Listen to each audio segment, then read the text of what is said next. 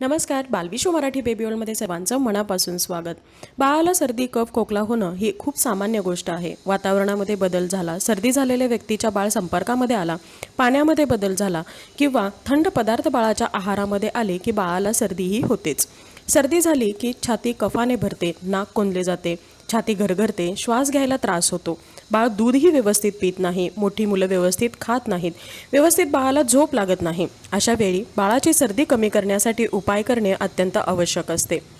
तसं पाहायला गेलं तर सर्दीचा भर हा साधारणतः 3 ते 4 दिवस हा असतोच. पण त्यापेक्षा जास्त काळ जर सर्दी राहिली आणि कफ बाहेर नाही पडला तर बाळाला होणारा त्रास हा जास्त वाढतो.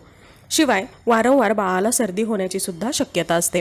लहान मुलांची सर्दी आटोक्यात यावी, शिवाय कफ ही लवकर बाहेर पडावा यासाठी काही प्रभावी उपाय तुम्हाला घरामध्ये करणं खूप गरजेचं असतं. आजच्या या व्हिडिओमध्ये आपण सर्दी, कफ, खोकल्यावरती काही प्रभावी असे उपाय जे अगदी तुम्ही नवजात बाळापासून ते मोठ्या मुलांपर्यंत करू शकता असे उपाय पाहणार आहोत. त्यामुळे व्हिडिओ शेवटपर्यंत पाहत राहा. व्हिडिओ आवडला तर व्हिडिओला लाईक, शेअर, कमेंट करा. चॅनलला नवीन असाल आतापर्यंत सबस्क्राईब केलं नसेल तर सबस्क्राईब करा आणि शेजारी असणारे जे बेल आयकॉन आहे तेही प्रेस करा, जेणेकरून येणाऱ्या नवीन व्हिडिओचं अपडेट तुम्हाला मिळत राहील. वळूया आपल्या आजच्या टॉपिककडे. सर्दीवरती अत्यंत गुणकारी असा एक उपाय म्हणजे मोहरी आणि लसणाची पुरचुंडी. ही पुरचुंडी बनवण्यासाठी तुम्हाला साधारणतः 3 ते 4 चमचे मोठी मोहरी घ्यायची आहे. ही मोहरी तुम्हाला उखळामध्ये बारीक करायची आहे. अगदी फाईन पावडर करण्याची गरज नाही. मोहरीचे 2 ते 3 तुकडे होतील या पद्धतीने तुम्हाला याची जाडसर अशी भरड करायची आहे. त्यानंतर यामध्येच 3 ते 4 लसणाच्या पाकळ्या घालायच्या आहेत आणि त्यासुद्धा तुम्हाला व्यवस्थितरित्या बारीक करून घ्यायच्या आहेत. मोहरी आणि लसूण एकत्र झाला की त्यानंतर तुम्हाला ही जी काही पेस्ट आहे किंवा हे जे काही एक मिश्रण तयार होतं, हे मिश्रण सुती कॉटनच्या कापडामध्ये बांधायचं आहे. याची एक पुरचुंडी बनवायची आहे आणि या पुरचुंडीने बाळाची छाती, पाठ, तळहात, तळपाय किंवा कपाळ हे असं व्यवस्थित शेकून घ्यायचं आहे. बाळ शेकू देत नसेल तर बाळाच्या उशाजवळ किंवा बाळाला त्याचा वास जाईल या पद्धतीने ही पुरचुंडी बाळाजवळ ठेवून द्यायची आहे. हा मोहरी आणि लसणाचा जो वास आहे यामुळे बाळाचा कफ कमी व्हायला मदत होते, कफ वितळायला मदत होते आणि बाळाला सर्दीपासून लवकर आराम मिळायला मदत होते.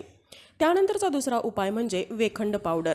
मार्केटमध्ये रेडीमेड वेखंड पावडर मिळते. ती वेखंड पावडर तुम्हाला घ्यायची आहे. त्यामध्ये अगदी थोडंसं असं कोमट पाणी घालायचं आहे आणि त्याची छान पेस्ट करायची आहे. जर वेखंड पावडर नसेल तर वेखंड आणून घरामध्ये ते सानेवरती तुम्ही उगाळून घेऊ शकता कोमट पाण्यामध्ये. आणि ही जी काही कोमट पेस्ट आहे ही पेस्ट रात्री झोपण्यापूर्वी बाळाच्या छातीवरती आणि कपाळावरती तुम्हाला लावायची आहे आणि सकाळीपर्यंत ते राहू द्यायचं आहे. सकाळी उठल्यानंतर ही पुसून घ्यायची आहे.